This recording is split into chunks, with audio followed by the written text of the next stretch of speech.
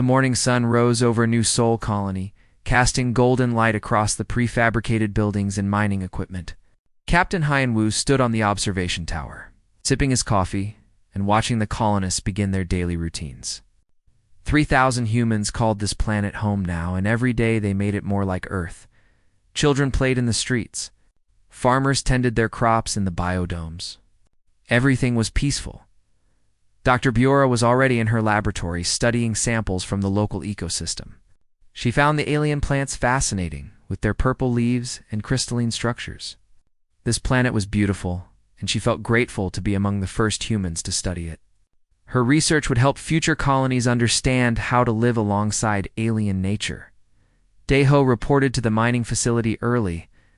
As usual, the young engineer took pride in his work, maintaining the equipment that extracted valuable minerals from deep underground. He'd moved to New Sol with his parents and younger sister 2 years ago, seeking a fresh start. Life on the colony was hard, but rewarding. Here, everyone mattered. Everyone contributed. Nobody noticed the ships descending from orbit. They were silent, using technology far beyond human understanding. The vessels landed in the forest beyond the colony perimeter, hidden among the massive trees. Doors opened, and creatures emerged that had terrorized the galaxy for 10,000 years. The Vrelics stood 12 feet tall, their bodies covered in armored plates that gleamed like polished stone. Forearms ended in razor-sharp claws, and their heads featured multiple eyes that could see in every direction.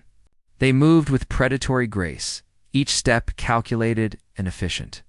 These were hunters, born and bred for killing.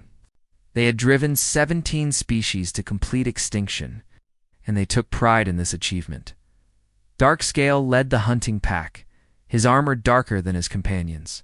He had killed prey on 40 different worlds, and his collection of trophies filled an entire chamber on the Vrelics' homeworld.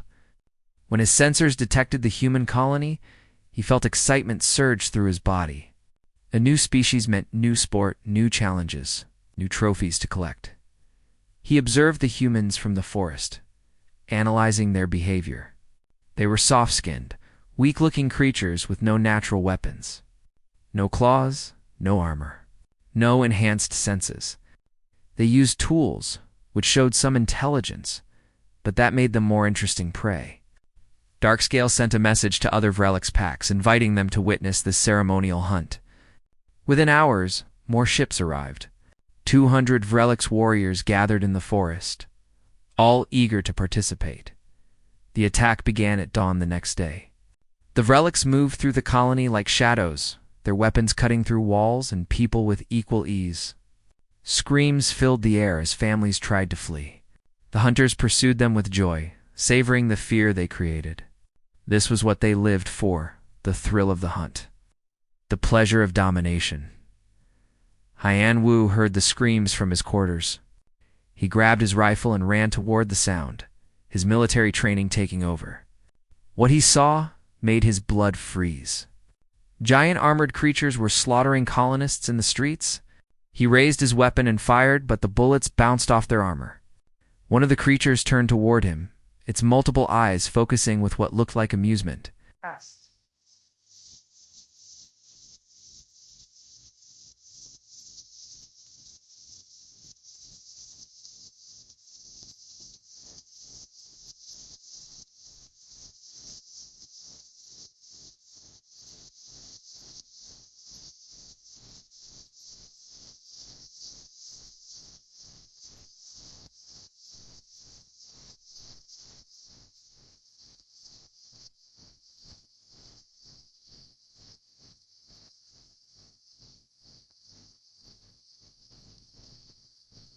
And in was read. An infant buys the fence in Rowans with the wees and sesses and said Heinz to the self sandwich for Satuis for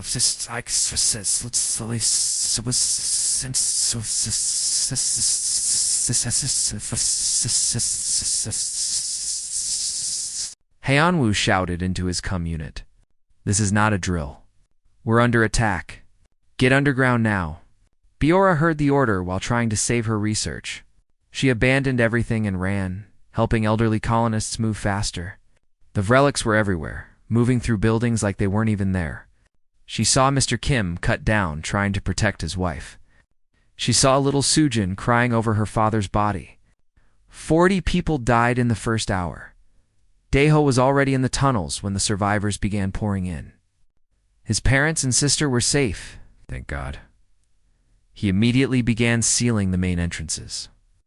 Using the mining equipment to collapse the tunnels behind the last refugees, the relics tried to follow, but tons of rock crushed several of them.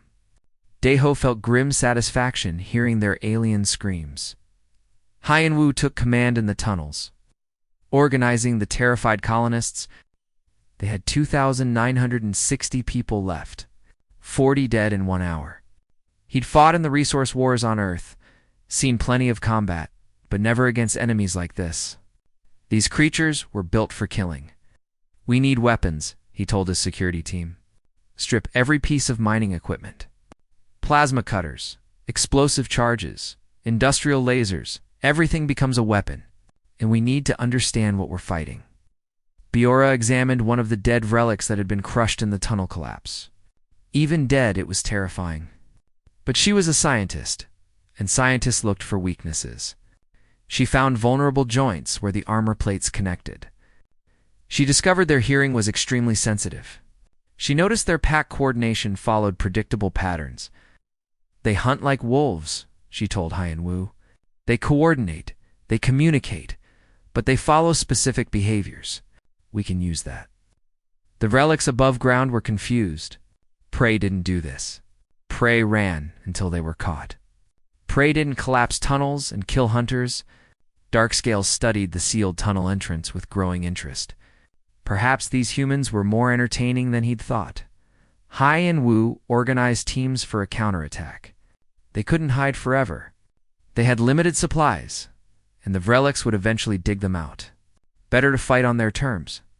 He selected 20 volunteers, all with military or security experience. Daeho insisted on joining them. They used the mining tunnels to emerge behind the relic's position. The aliens were focused on the main entrance, trying to break through. They never expected humans to attack from behind. Hyenwoo's team opened fire with modified plasma cutters, targeting the weak points Biora had identified. 3 relics died before they could react. The remaining relics spun around, surprised and angry. But the humans were already retreating back into the tunnels, leading the aliens into prepared ambush points. Industrial explosives detonated, bringing down more tunnel sections. Daeho triggered a trap that electrocuted 2 more relics. Using power cables from the mining equipment, Darkscale couldn't believe what was happening. In his entire life, he'd never lost pack members to Prey. Never. These humans were fighting back with intelligence and coordination. They were turning their environment into a weapon. They were hunting the hunters. That night, the humans held a memorial for their dead. They were tired, scared, and wounded, but they weren't defeated. Hyenwoo stood before the gathered colonists and spoke words that would later echo across the galaxy. They think they can slaughter us like animals, but they made a mistake. They attacked humans. And humans don't just survive, we adapt. We fight, and we win. They wanted a hunt?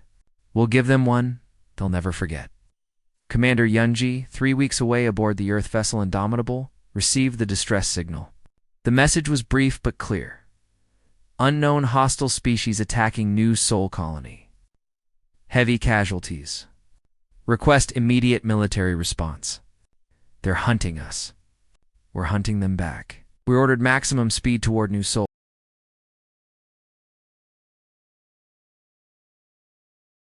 Darkscale called for reinforcements.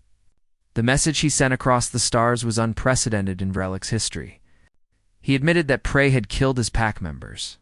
He admitted that the hunt was not going as planned. 5 more Relic's hunting packs answered his call, their leaders eager to restore their species' honor. They arrived within 2 days. Bringing the total number of Relic's warriors to over 200, the siege of New Sol colony began in earnest. The Relics surrounded the mining tunnels, setting up sensor equipment to track human movement underground. They began systematic excavation, using their advanced technology to bore through rock. They had time and resources. The humans had neither. Darkscale was confident that victory was only a matter of patience, but the humans refused to cooperate with this plan. Hyanwu organized his people into guerrilla fighters. They knew every tunnel, every passage, every weakness in the mining complex. They used this knowledge to strike at the relics from unexpected angles, then vanish before reinforcements could arrive. Biora worked around the clock in her makeshift laboratory, studying the relics' bodies they'd recovered. She dissected their sensory organs and discovered something useful. The creatures had incredibly sensitive hearing, far beyond human range. Sounds that humans couldn't even detect were painful to relics. She shared this information with Day-Ho. The young engineer grinned for the first time since the attacks began. Within hours, he'd modified several mining drones to emit high-frequency sonic pulses. They tested the devices on the next relics patrol that entered the tunnels. The effect was immediate and satisfying. The alien warriors clutched their heads, disoriented and in agony. Human fighters moved in and killed them while they were helpless. The relics began to fear the tunnels. They'd lost 20 warriors in 3 days of fighting. 20, Darkscale couldn't comprehend it. These were supposed to be weak, primitive creatures. Instead, they fought with tactics he'd never encountered. They used sound as a weapon. They created traps that seemed designed specifically to kill relics. They studied their enemies and adapted their strategies constantly. One of the younger relics warriors, a hunter named Sharpclaw, approached Darkscale with concern. These humans are not normal prey. They think like predators. They fight like predators. Perhaps we should withdraw and report this to the High Council. Darkscale struck Sharpclaw across the face with one armored claw. We are relics. We do not retreat from prey. We will exterminate every last human on this planet, or I will die trying. But privately, Darkscale was worried. In 10,000 years of relics history, prey had never fought back like this. Something was different about humans. Something dangerous.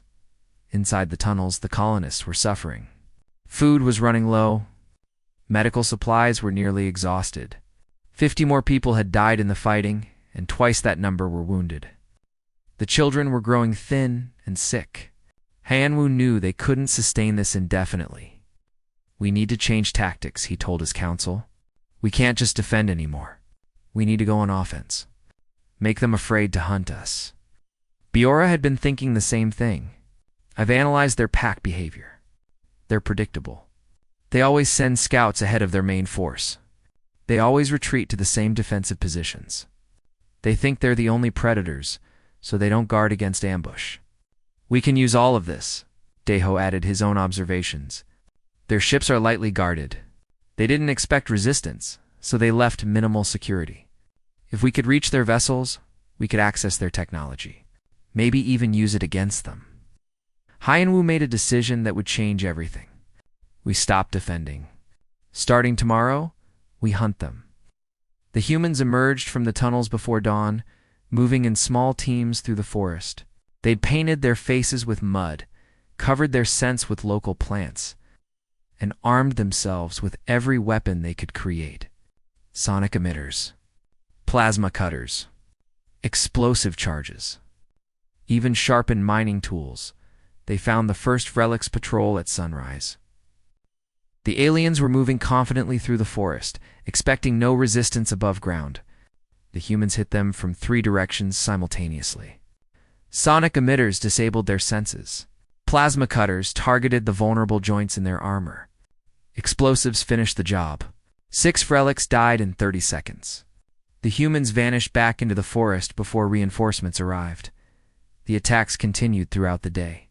Every relics patrol that left the main camp was ambushed. Every hunting party that searched for humans was hunted instead. The aliens began to experience something new fear. They started moving in larger groups. They became hesitant, jumping at every sound in the forest. The predators were becoming prey. They didn't know how to handle it. A 12-year-old girl named Ji Wu became a legend that day. She'd lost her parents in the initial attack and had been helping in the medical bay. But when a relics warrior broke through into the tunnel section where the children were hiding, Gi Wu did something extraordinary. She led the creature into an airlock chamber, sealed the door behind it, and vented the atmosphere into space. The Vrelix died slowly, clawing at the walls, while Jiwoo watched through the window with cold eyes. When Hyeonwoo heard what she'd done, he'd found her sitting alone. "Are you okay?" he asked gently. "That thing killed my mom and dad," Jiwoo said quietly. "It was going to kill my friends. I'm glad it's dead. Does that make me bad?" Hyeonwoo sat beside her. "No, it makes you a survivor. And survivors do what they must to protect the people they love." Darkscale learned about the child's kill through intercepted human communications.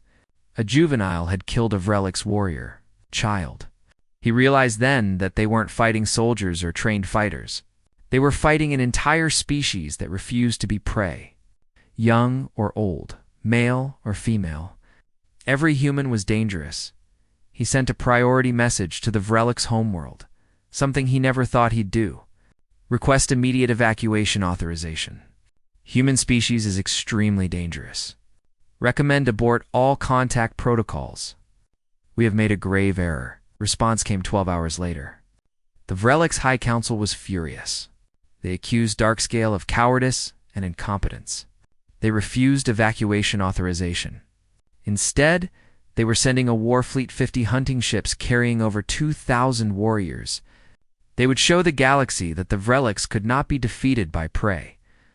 Darkscale read the message with growing dread. The High Council didn't understand. They hadn't fought these humans. They didn't know what these creatures were capable of. The war fleet would arrive in 6 days. He feared it wouldn't be enough in deep space. Commander Yoonji stood on the bridge of the Indomitable, reading the latest transmission from New Seoul. Against all odds, the colonists were still fighting. Still surviving. She smiled grimly and turned to her navigation officer. "How long until we reach New Seoul?" 7 days at current speed, Commander. Push the engines to maximum. I don't care if we burn them out. Those people have been fighting alone for 2 weeks. It's time they got some help. She sent a response to Hyeonwoo. "Hold on. The cavalry is coming. And we're bringing friends." Behind the Indomitable, 5 more Earth battle groups had joined the fleet. Humanity had heard about the attack on New Seoul. They'd heard about the alien monsters that thought humans were prey.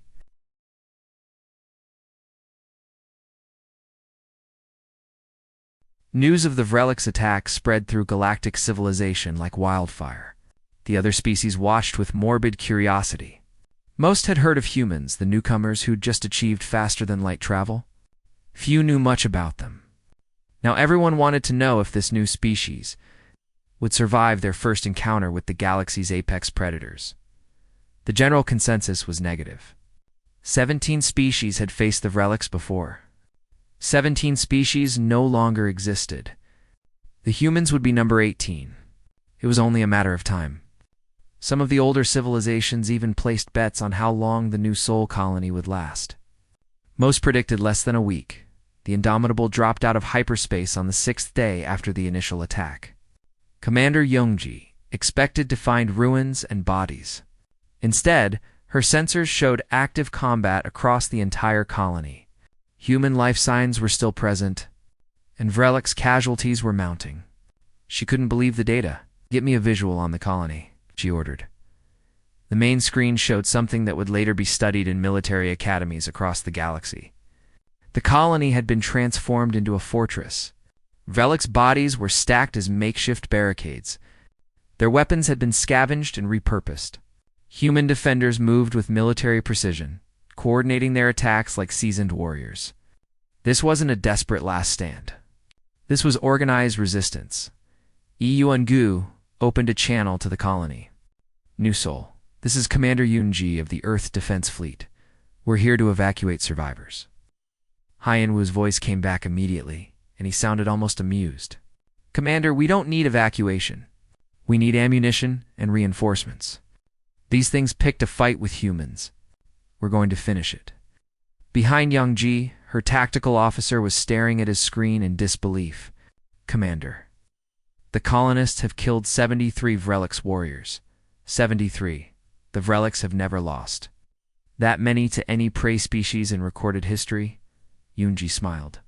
Then it's a good thing we're not prey. Prepare landing parties. Combat ready. And somebody tell Admiral Taeyang that we've got a war to win. Admiral Taeyang arrived in the system 4 hours later with the full Earth fleet. 20 warships, carrying 5,000 Marines. She was a veteran of 3 colonial conflicts and had earned her rank through skill and courage. When she saw the situation at New Seoul, she made an immediate assessment. These colonists have been fighting alone for 6 days, and they're winning. Imagine what they could do with proper support. We're not evacuating. We're going on the offensive. She met with Hyan-Woo in person, landing her shuttle directly in the colony despite ongoing Vrelix attacks. The captain looked exhausted, covered in mud and blood, but his eyes burned with determination. When she offered to take command, he surprised her. With respect, Admiral, my people have been studying these creatures for 6 days. We know how they think, how they move, how they die. We'd like to help you plan the counterattack. Taeyang realized she was looking at something special. These weren't just survivors. They were fighters who'd learned to beat the galaxy's apex predators through sheer will and intelligence. She smiled. Captain, I'd be honored to hear your suggestions. Bira briefed the Admiral on Vrelix biology and behavior. Daeho explained the sonic weapons they'd developed. Ji-Woo, the 12-year-old who'd killed a Vrelix warrior, showed them the colony's defensive systems. Taeyang listened to everything, her respect for these people growing with every word. You've done in 6 days what most species couldn't do in years, she told them. You've proven that the Vrelix can be beaten. Now let's prove it permanently. Operation Predator's Fall began at dawn. Human Marines, equipped with the sonic weapons and targeting data from Bior's research, swept through the colony in coordinated assault teams. The Vrelix, already demoralized from days of unexpected resistance, broke under the professional military assault. Their pack tactics, so effective against other prey species, were useless against human coordination. Darkscale watched his warriors die from his command post. The humans moved like nothing he'd ever seen. They didn't just react to Vrelix attacks. They predicted them, countered them, turned them into traps. Every advantage the Vrelix possessed: strength, armor. Pack coordination was neutralized by human tactics and technology. A Vrelix warrior ran 3 times faster than a human. But humans used vehicles.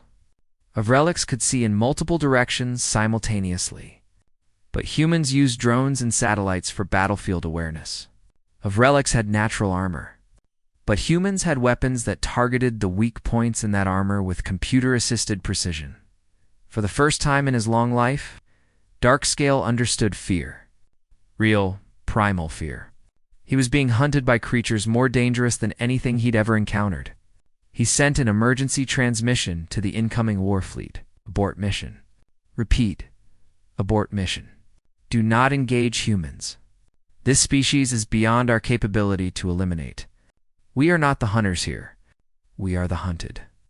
But the message never reached the fleet. Human cyber warfare specialists had infiltrated Vrelix communications and blocked it. Admiral Taejang wanted that war fleet to arrive. She wanted to send a message to the entire galaxy. She needed the Vrelix fleet to deliver it. The battle for New Seoul lasted 12 more hours. When it was over, every Vrelix on the planet was dead except for Darkscale and 3 of his warriors. Hyan-Woo's team captured them alive, using sonic weapons to disable them without killing. The famous hunter was bound in chains made from human steel, something he'd never imagined possible. Taeyang stood before the captive Vrelix leader and spoke through a translator. You came to hunt us. You thought we were prey? You killed 900 of our people. Now you're going to watch what happens when you hunt humans. She turned to her fleet commanders. The Vrelix war fleet will arrive in approximately 18 hours. I want every ship ready. We're not defending this colony. We're going to meet them in space and show them what human warfare looks like. Hyan-Woo joined her on the bridge of her flagship, along with Bawara and Daeho. The colonists had earned the right to see this through to the end. Gi-Woo wanted to come too, but they made her stay in the colony. She was too young for space combat, no matter how brave she'd been.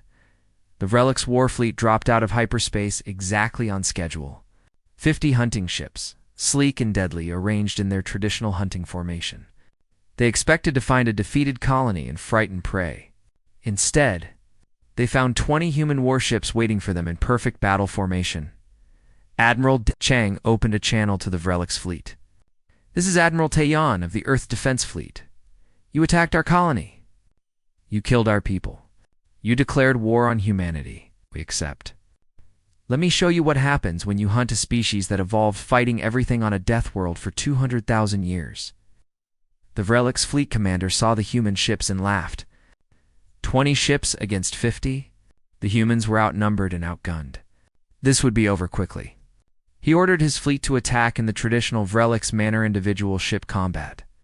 Where superior Vrelix reflexes and aggression would dominate, the humans didn't follow traditional tactics. The human ships moved as one organism, their actions coordinated by AI-assisted targeting systems. They didn't engage in individual duels. They focused fire on single targets, overwhelming them with combined firepower. 3 Vrelix ships exploded in the first 60 seconds of combat. The Vrelix fleet tried to adapt, but human tactics shifted faster than they could counter. Nuclear torpedoes launched in coordinated waves.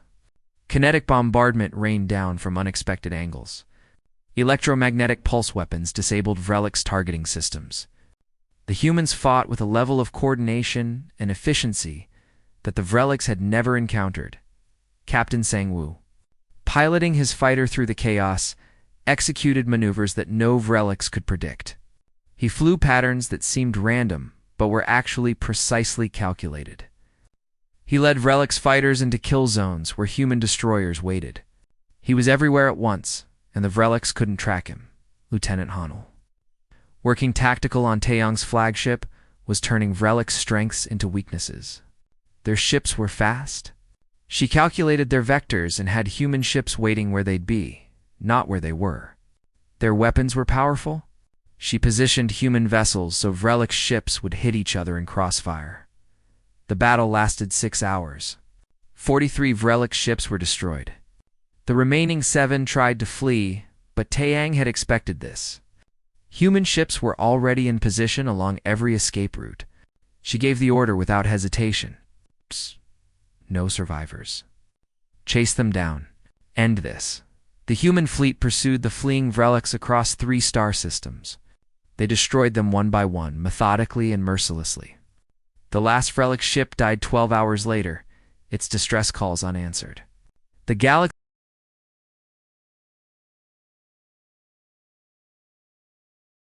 galactic community watched the battle footage in stunned silence. Every species that had survived encounters with the Vrelix by hiding or fleeing now saw something impossible. The apex predators had been annihilated by the newcomers everyone had dismissed as weak. Governments began emergency sessions to discuss the implications. The Kelthani ambassador, whose species had lost billions to Vrelix raids over the centuries, contacted Earth immediately. "We wish to establish formal relations with humanity. You have done what we thought impossible. You have defeated them." Similar messages arrived from dozens of species. Everyone wanted to know more about these humans. Were they peaceful? Were they conquerors? Were they the new apex predators of the galaxy? Admiral Taeyang's response was simple and direct. "We are what we need to be. Leave us alone and we're peaceful. Threaten us, and you'll learn why even the Vrelix couldn't beat us." But the war wasn't over. 7 Vrelix ships had been destroyed, but the survivors had transmitted their locations before dying. The data led directly to the Vrelix homeworld. Admiral Taeyang faced a decision that would define humanity's place in the galaxy. "We have the location of their planet," her intelligence officer reported. "Current population estimates suggest 80,000 Vrelix remain on their homeworld. We have the firepower to sterilize the planet from orbit." Silence filled the command center. Everyone understood what was being suggested. Complete genocide. The elimination of a species that had committed genocide against 17 others. From a purely strategic perspective, it made sense. The Vrelix were too dangerous to leave alive. Hyunwoo spoke up from where he stood with the other colonists. "Admiral, permission to speak freely." "Granted, Captain. Those things killed 900 of my people. I watched them murder families, children, They did it for sport. Part of me wants to see every single one of them dead." He paused, choosing his words carefully. "But if we exterminate them, we become what they were. We become the monsters. Is that who we want to be?" Deho disagreed strongly. "They killed my parents. My little sister. They would have killed everyone on New Sol if we hadn't fought back. Why should we show them mercy they never showed us?" Biora offered a different perspective. "Because we're scientists as well as fighters. The Vrelics represent a unique biology. Their culture, however violent, is 10,000 years old. If we destroy them, we lose the opportunity to learn from them, to understand why they became what they are." The debate spread beyond the command center. Earth's government, the military command, the colonists, everyone had an opinion. Some argued for complete extermination. Others advocated for mercy. Still others suggested imprisonment or exile. Admiral Taeyang listened to all of them, weighing her decision. Dr. Youngmi, a weapons researcher, approached the admiral privately. "I've been working on something just in case. A biological weapon specifically designed to target Vrelics DNA. We could deploy it, and the species would be extinct within month. Painless, efficient, final." Taeyang looked at the scientist for a long moment. "And then what? We become the species that commits genocide when it's convenient? We become what we fought against." "With respect, Admiral, the Vrelics committed genocide against 17 species. They would have made it 18 if we hadn't stopped them. Sometimes mercy is just weakness wearing a disguise." The Admiral made her decision. "Prepare the fleet.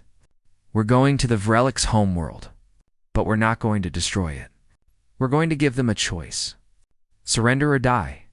If they choose death, so be it. But we're going to at least offer them the mercy they never offered anyone else." The human fleet arrived at the Vrelics' homeworld 3 days later. The planet was beautiful in a harsh way, with red deserts and black oceans. Orbital platforms surrounded it, ancient and powerful. The Vrelics had never needed strong defenses because nothing had ever threatened them. Now they scrambled to prepare for battle against an enemy they didn't understand.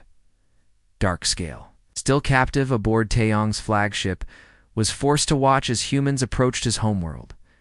He felt emotions he'd never experienced before: shame, fear, helplessness. His people were about to face the same terror they'd inflicted on countless others. He wondered if this was justice or simply revenge. Admiral Taeyang broadcast her ultimatum on every Vrelics frequency. "This is Admiral Taeyang of Earth. You attacked our colony without provocation. You killed our people for sport. Your war fleet came to exterminate us, and we destroyed it completely. Now we're here, at your homeworld, with enough firepower to end your species forever." She paused, letting that sink in. "But we're not you. We don't kill for pleasure. We don't hunt the helpless. So I'm offering you a choice. Surrender your leadership for trial. Accept galactic oversight of your species. Agree to restrictions on your expansion and hunting activities. Or refuse and watch your world burn. You have 48 hours to decide." The transmission ended. The human fleet held position, weapons armed but not firing. They simply waited, a silent threat hanging over the planet like a sword. On the Vrelics' homeworld, chaos erupted. The High Council wanted to fight. They couldn't accept that prey species had beaten them. They called for every warrior to defend the homeworld, to fight to the last breath. They believed the Vrelics could still win. But other Vrelics, particularly those who'd fought at New Sol or survived the space battle, knew better. Darkscale's warnings had been ignored, and now the price had come due. A faction led by warriors who'd faced human combat began to oppose the High Council. "We cannot win this fight," they argued. "The humans have proven themselves superior. They defeated our hunting packs. They destroyed our war fleet. They're offering us survival. Refusing would be suicide. Better death with honor than surrender to prey." The High Council screamed. The Vrelics' homeworld descended into civil war. Those who'd faced humans understood the reality. Those who hadn't still believed in Vrelics' superiority. The fighting was brutal and brief. The warriors who'd learned to fear humans were fewer in number. but they fought with desperate determination. Admiral Taeyong watched the conflict unfold from orbit. Her weapons remained ready, but she didn't intervene. Let them decide their own fate. Her finger hovered over the firing controls, ready to end everything if necessary. Hyenwu stood beside her. Think they'll surrender? Some will. Others won't. The question is, which group wins their civil war? After 36 hours of fighting, Darkscale's faction emerged victorious. The old hunter, freed by his own people to lead them, contacted the human fleet. He appeared on screen, battered and humbled, no longer the proud predator who'd attacked New Seoul. Admiral Taeyong, he said through the translator, I am Darkscale.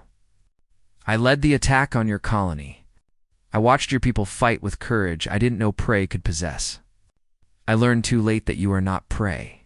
You are something far more dangerous. He lowered his head in submission. The Vrelics surrender. We will submit to trial. We will accept your terms. We ask only that you spare our species. We have learned our lesson. We will never hunt again. Taeyong studied the creature that had caused so much pain. She could order his death. She could order all their deaths. No one would blame her. Instead, she nodded slowly. Your surrender is accepted. Prepare to receive our envoys. The Galactic Court will decide your fate. But know this: if any Vrelics ever attacks another species again, we will return. And next time, there will be no mercy. The trial took place on neutral ground, overseen by the oldest civilizations in the galaxy.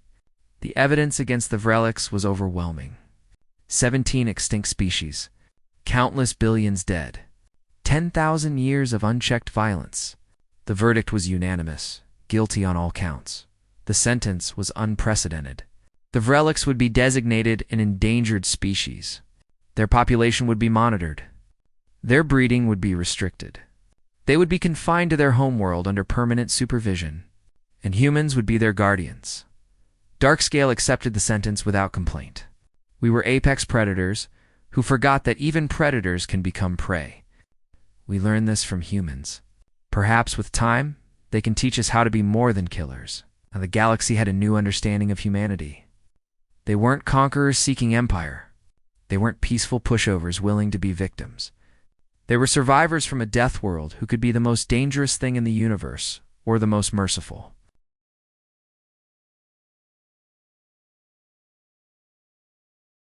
Five years after the war, New Seoul had been completely rebuilt.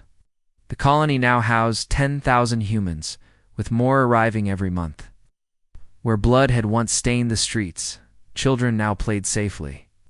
Where aliens had hunted humans for, sport memorials stood, honoring those who'd fought and died. Captain Hyenwu, promoted to Major, walked through the memorial park every morning. 900 names were carved into black stone, representing everyone killed in the initial attacks. He touched his parents' names gently before moving on. They'd been visiting the colony when the Vrelics attacked. He'd found their bodies in the first hour. The memorial wasn't just a place of sadness anymore. It had become a symbol of human resilience. School groups visited regularly, learning about the war. Tourists from Earth came to see where humans had proven they could beat the galaxy's apex predators. The story of New Seoul had spread across human space, inspiring colonies everywhere. Bo-Ra, now a leading expert on Vrelics biology, worked at the new research center. She'd written several books about the war, including a detailed analysis of how the Vrelics had evolved as predators and why that evolution had ultimately made them vulnerable. Most famous quote appeared in classrooms across human space. The Vrelics failed to understand that humanity needed no claws because we evolved something better: intelligence, adaptability, and the absolute refusal to become prey. She spent part of each year on the Vrelics' homeworld studying their culture and biology. The work was important. Understanding the Vrelics helped prevent future conflicts. It also gave humanity insight into other potential threats. Biora had made an unexpected discovery: the Vrelics weren't evil. They were simply predators who'd never faced consequences for their actions. Now they were learning what it meant to be accountable. Daeho had become an engineer for the defense fleet. He designed weapons, systems, and defensive technologies, always preparing for the next threat. He'd never forgiven the Vrelix for killing his family, but he'd learned to channel his anger into productive work. His sonic weapons, developed during the siege, were now standard equipment on all Earth military vessels. He visited the memorial, less frequently than Hyanwu, finding the memories too painful, but he never forgot. In his workshop, he kept a piece of Relix armor as a reminder. Not a trophy, he wasn't a hunter. It was a warning, reminder that the universe was dangerous and humanity had to stay prepared. Ji-Woo was 17 now, studying at the military academy on Earth. The girl who'd killed a Vrelix warrior at age 12 had become something of a legend. Recruiters had practically fought over her application. She'd chosen the Marines, wanting to follow in Admiral Taeyong's footsteps. In interviews, she always gave the same answer when asked about that day. I was scared. I was angry. I did what I had to do to protect my friends. I don't regret it, but I don't celebrate it either. Killing should never be something to celebrate, even when it's necessary. Commander Yoonji, promoted to Admiral, now oversaw all human colonies in the Epsilon sector. She'd been awarded the Star of Valor for her role in the war, but she kept it in a drawer. The real reward was watching colonies like New Seoul thrive. She'd helped save these people, and now they were building something amazing. Admiral Taeyang had retired from active service but served as an advisor to Earth's military command. She gave lectures at war colleges, teaching the next generation of officers about the Vrelix War. Her most important lesson was always the same. Winning the war was important. Choosing how we won was more important. We could have exterminated them. We chose mercy instead. That choice defines who we are. On the Vrelix homeworld, dramatic changes had occurred. The species was learning to live differently. No more hunting, no more violence. Human observers monitored everything, ready to respond if old behaviors resurfaced. But slowly, surprisingly, the Vrelix were adapting. They discovered agriculture. They were developing art and music. They were learning philosophy and history, subjects they'd never needed as apex predators. A whole generation of young Vrelix was growing up knowing only peace. They studied the war in their schools, learning about their species' mistakes and the price of those mistakes. Darkscale was ancient now by Vrelix standards. He spent his days teaching young Vrelix about the war, ensuring they understood what had happened and why. He spoke of his own shame, his own failures. He described watching humans fight with courage his species had never comprehended. We thought ourselves superior because we could kill easily, he told his students. But the humans showed us that true strength isn't the ability to kill. It's the ability to choose not to kill when you could. They held our entire species at their mercy, and they chose to spare us. That is power beyond anything we ever possessed. Hyeonwoo visited the Vrelix homeworld once a year as part of his duties. He met with Darkscale each time, an annual ritual neither man particularly enjoyed, but both recognized as important. They represented the two sides of the war, the defender and the aggressor, now forced to coexist. During his most recent visit, Darkscale asked a question that had been troubling him. Major Hyeonwoo, your species has such capacity for violence. We saw it during the war. You killed us efficiently, mercilessly, without hesitation. Yet you also showed mercy when victory was complete. How do you balance these aspects of your nature? Hyeonwoo considered his answer carefully. He thought about his parents, about the 900 dead colonists, about the rage he'd felt when watching Vrelix slaughter innocents. Then he thought about the choice they'd made afterward. We're not one thing, he finally said. We're not purely violent or purely peaceful. We're human. We can be the most dangerous thing in the galaxy when threatened, but we can also choose to be better than our worst impulses. That's what makes us human, the choice. We could have wiped out your species. We had every justification. But doing so would have made us like you were. We chose to be better. Darkscale lowered his head. I understand now why we lost. We were predators who only knew how to kill. You are survivors who know when to kill and when to spare. That wisdom is what makes you truly Apex.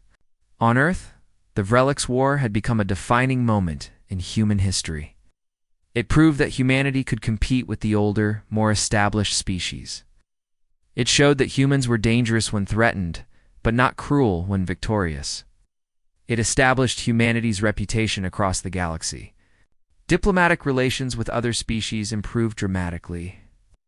The civilizations that had been terrorized by the Vrelics saw humanity as liberators. The neutral species saw humanity as pragmatic and reasonable.